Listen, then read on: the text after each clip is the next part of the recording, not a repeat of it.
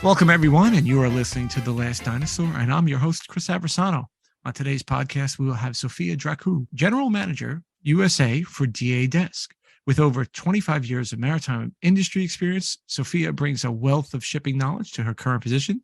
Recently, Sophia was tasked with setting up shop here in the U.S. for the DA Desk and is currently the General Manager based in Houston, and she's looking after building a client base here. Full disclosure, my company, we have an integration with DA Desk. As an independent company, DA Desk is the largest provider of port cost management services for the shipping industry. Since its founding in 2001, DA Desk has helped customers transform port cost management practices and establish new standards for efficiency and oversight. Sophia, welcome to the podcast, and thank you for coming on. Oh, thank you for having me, Chris. It's my pleasure. So I always like to start the podcast with, tell me about yourself. I love to have that background because we all come from interesting places, and I love to, how you got your start and a little bit about your background. Yeah, well, I think one of the hot questions now is like, where are you from? So when I say where am I from, just because I just moved here to Houston, is where am I coming from, which is Dubai. So I've been living in Dubai for the last, before this last year here for 5 years. Before that, I was in Greece because I'm Greek American, but I was born and raised here in the U.S. So that's basically in a nutshell who I am. I have, the U.S. mentality, but I have, the culture of being the Mediterranean culture in me as well, and being a Greek and American. So that's basically in a nutshell what I'm all about. And how did you get your start in this industry? Where did you start leap in on the maritime side? Being Greek heritage, that seems to lend itself well to the maritime industry, but was that part of it, or was it just kind of by coincidence and happenstance? I think it was sliding doors. I think the industry chose me. It's very, very interesting because when we moved to Greece with my parents, I think it was basically the proximity principle, being in the same town where most of the shipping companies were located back then. As you know, like Paris is the mecca of shipping. I think I was just chosen because of that. My very good English speaking skills, because I started very low in the ranks and then slowly went up into the industry. So it was I think it chose me, and throughout the years has been very kind and graceful with me. And I think that anyone that's in the maritime industry, if you're given a chance and you're an honest person, you naturally progress and move up. So it's been a very interesting journey for me. So yeah, that's how basically it all started. And you started on a more traditional kind of shipping side of things, right? Before you got into the DA desk side. Yes, because doing operations in Greece, but I was mostly on the operations side of things. I also had some disbursement accounting background as well. In Athens, in Paris, everything is very hardcore. You need to be on everything. You need to be like aware of everything. The Greek operators are very, very hardcore. And I'm sure that everyone that's interacted with the Greek operations community understands this quite well. It's ingrained into their mentality. You could not have said that any better. So when you came into DA Desk and you started to transition onto the technology side, was that easy? Was that natural? Or was that just kind of going with the times a little bit? I think it was luck. You know how they say luck is what happens when preparation meets opportunity. I had very many years of operations experience, and I also had disbursement accounting experience. And when the opportunity came up to go to DA Desk, I think it was just being at the right place at the right time in the trajectory of my career. And so it was actually, I think it was sheer luck. When I was going to Dubai, I kind of had a few questions.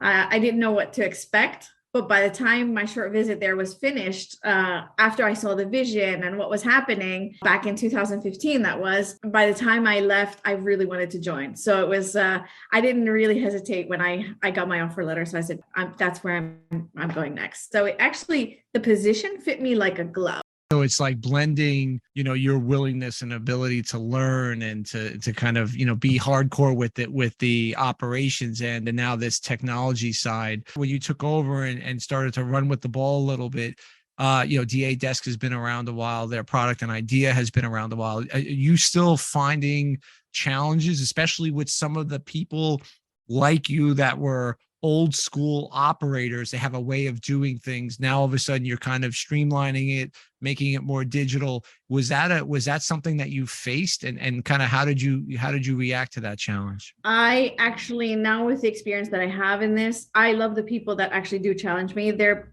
the people that you could actually transform into your biggest supporters. And this is what happens. The person that will come with the most resistance will be the one in the end, after they understand everything, that will be your biggest supporter.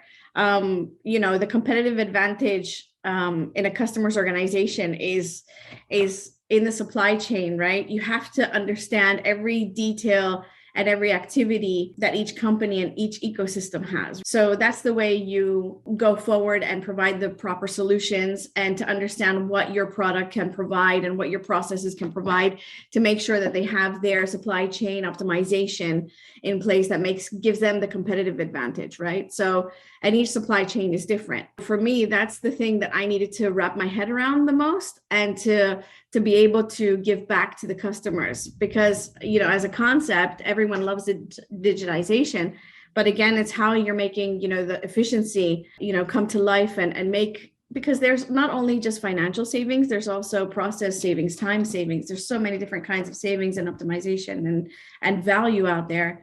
And, supply chains are value chains. So that's basically where the biggest challenges are. And it's always ever changing. So you have to always be on your toes. Yeah. There's a lot of products and a lot of things out there, but one thing that I've kind of learned by doing this podcast is that, you can have a product, a digital product, or any product really, but ultimately what separates the products, because a lot of times there'll be great products out there, but the people who are putting it together don't have that deep domain experience, right? So here's yourself. You could walk into most shops and say, I've done your job. Maybe not exactly your job, Mr. or Miss Operator. Maybe, you did bulk and this is tank, or, the chemical ships or something else, but you get what you said, here's where this product can add value in the supply chain. And that's an important point to get across, because then it wins over those people that, like you said, they become their champions after a while. Yeah. And another thing I think that's quite important is also, listening. You have to listen. And not only do you have to listen, you have to understand how, the mechanics work, and ask those 5 whys. Why this, why that? So if someone comes to me and says, okay, I want this, I want this type of analytics, it's like, okay, why do you need it? For me, it's understanding the whys and having empathy. Because once you have empathy and you understand what the pain points or the opportunities, because it doesn't always necessarily need to be a pain point, right? It could be, oh, we're looking at this. How do you feel it could be done better? And a lot of the times, our customers do come to us to provide solutions, to get our feedback on how we should handle some things. Because not just always DA desk, it's maybe even getting insight from one customer to another and advising anonymously, like, oh, not so much what's working for the other person, but it's also understanding like how you can help each other by understanding what the community is actually doing. Yeah. And I think that has a lot to do with, kind of what's happening, how the clients use the product. That's the one thing I'm amazed about. I'm a product manager for a product that we sell to shipbrokers. And I'll talk to these shipbrokers sometimes, and they'll show me how they use the product. And I scratch my head going, okay, wow.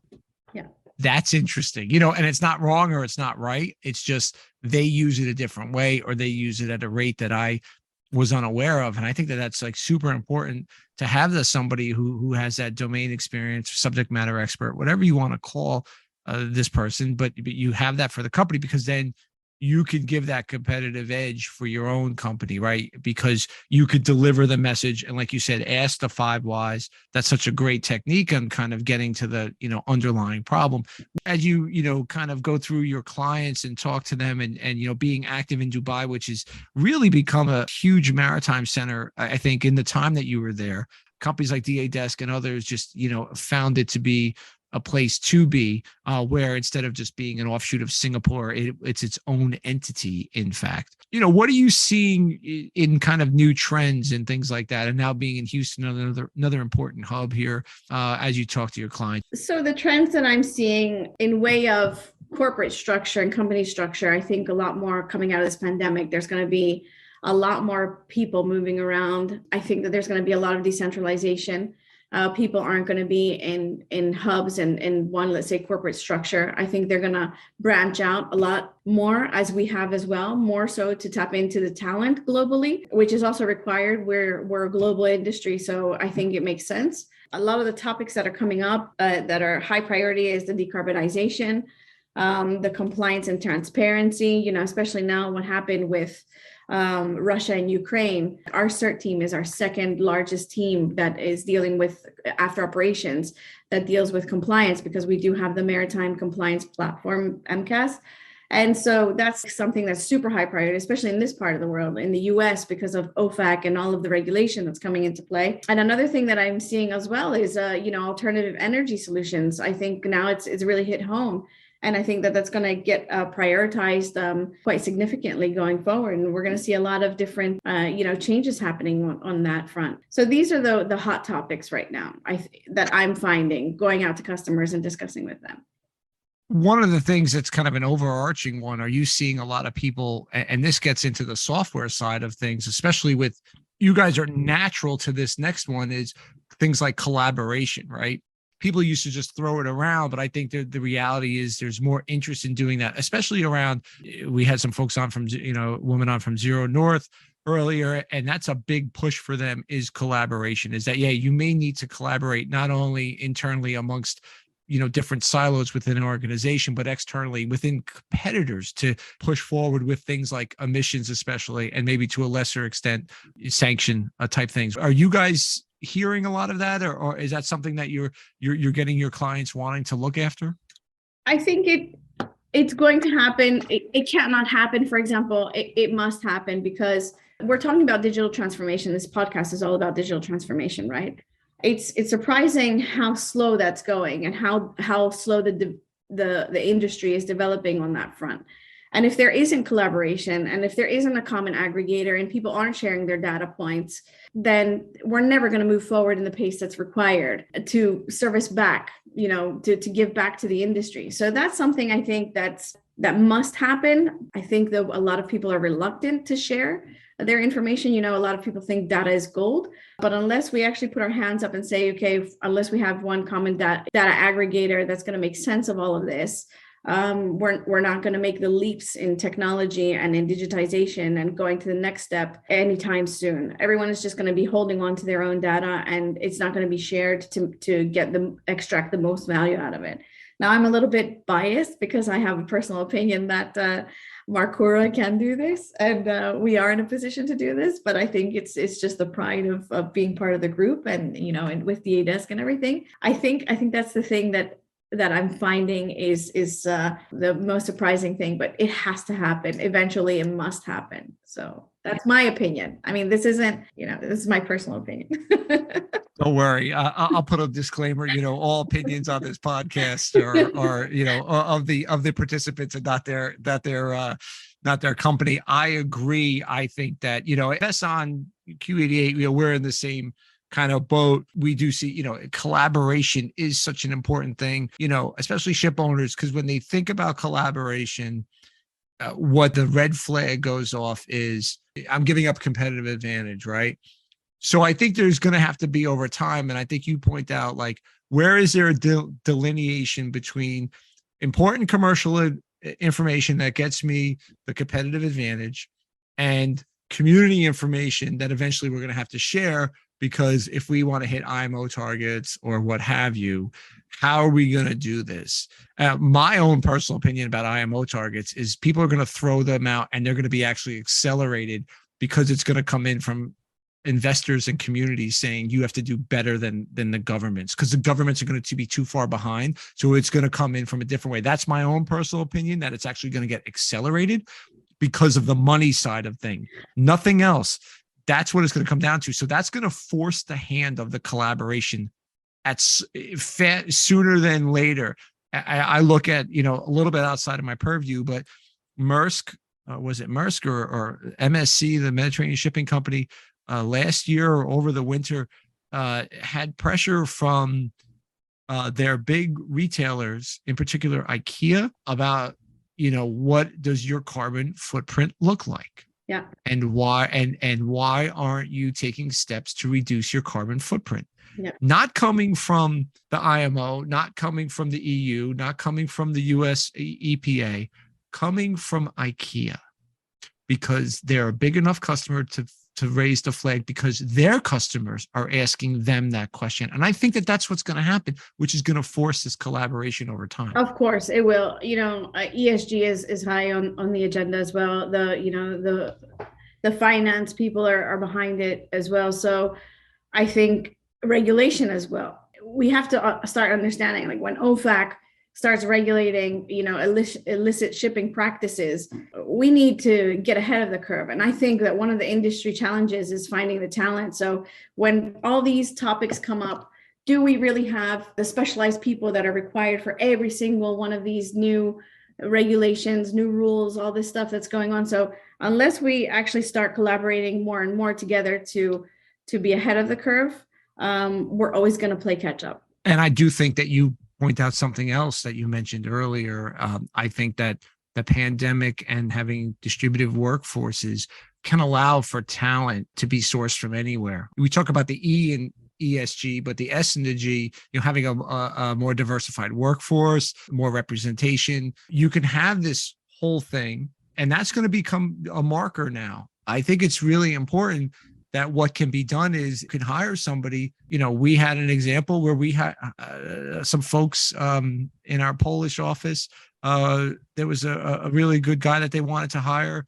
And before the pandemic, he said, well, no, I don't want to commute every day that far. After pandemic, they called him up, said, we'd love to have you. You don't need to leave your basement. Yeah, exactly. So you're able to do that, by having this. And I think over time as companies want to diversify, it becomes even easier to get the right talent because they don't have to be sitting right there. Yeah, but also managing it as well is something that's a huge priority. So we have a remote excellence program.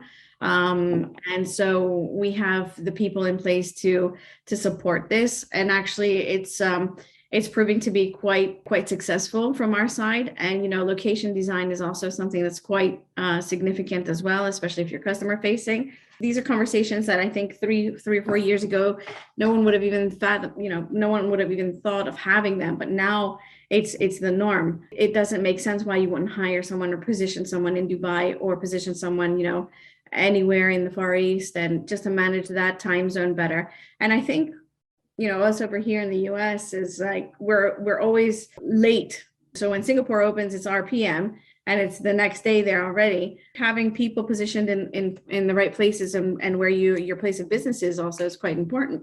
Absolutely. Being close to the customer, but it's not mandatory. In other words, you could end up kind of having a role sitting someplace else. And you really do have a lot of flexibility these days. Yeah. So take, for example, our back office, right? So when we naturally decentralized and a lot of our folks from that, went back to India, we had our office in Mumbai, but a lot of the people that were working for Markura and DA Desk in Dubai weren't necessarily from there. So now they can go to all of the, their home place in their hometown and work remotely there. And they're perfectly happy. They have, a better work-life balance, probably even cheaper, don't need to commute into Mumbai and all that. So I think it was a win-win in the end, and people are starting to normalize it. I think it just needs a little bit more modification and something that will just service the industry so much better, especially to get the next generation in. That's quite important, and it's an industry that's always exciting. There's never one season that's the same as the next. I think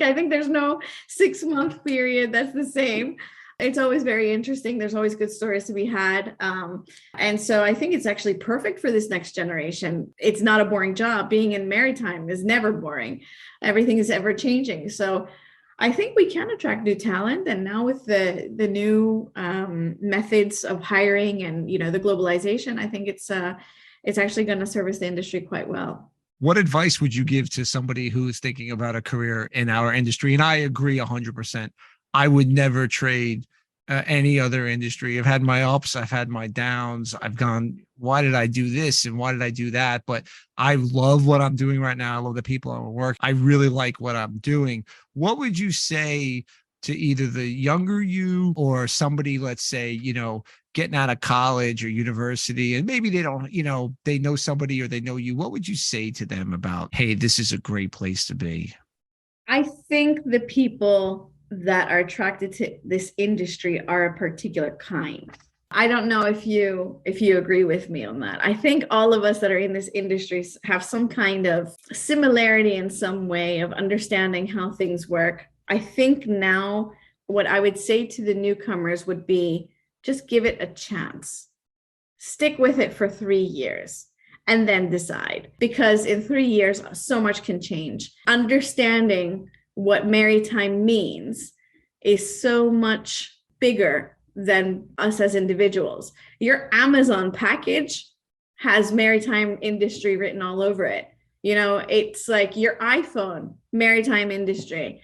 Everything that is connected to what you have is supply chain and probably linked to the maritime industry in one way or another.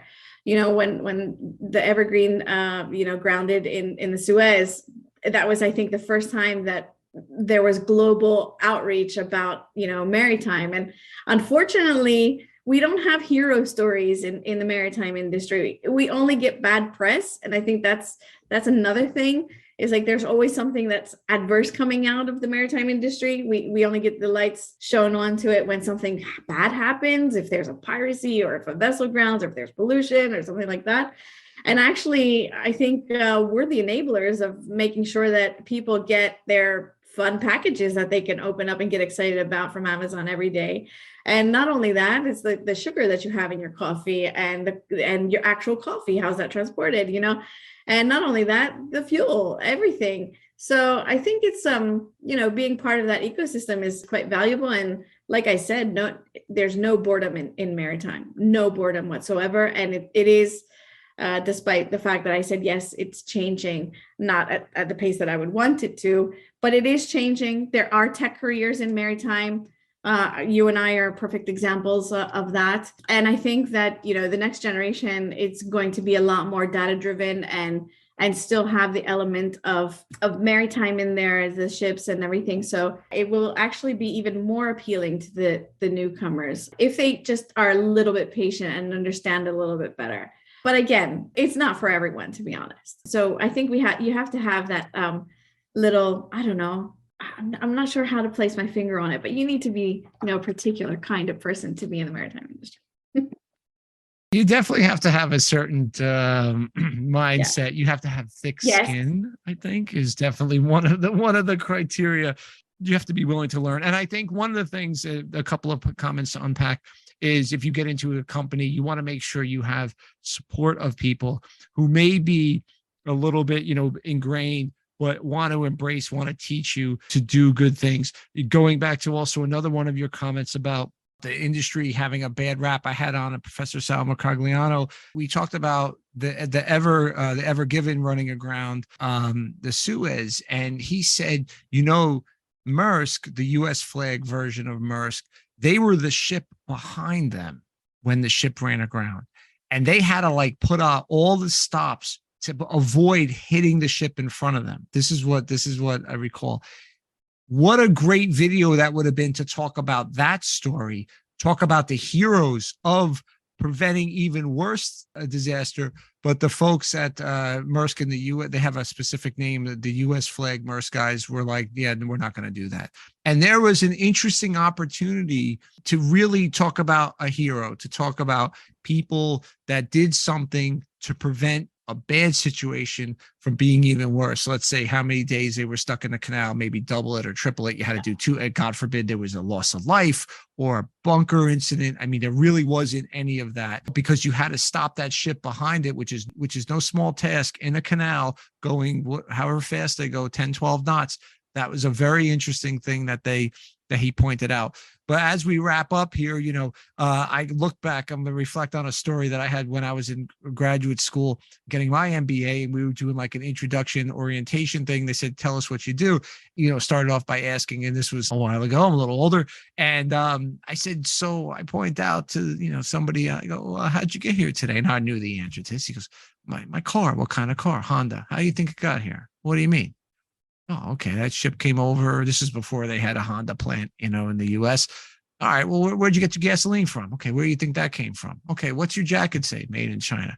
I work in shipping. All that stuff doesn't exist if you don't have people like me. And I just basically sat down, and they thought, like, somebody wrote, like, critiquing the presentation, the topic is the most boring thing on the planet.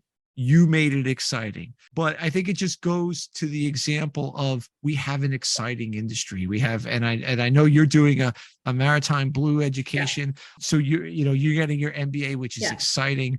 Good luck. I got mine in Washington, D.C. at American University, which was fantastic because it balanced my maritime education.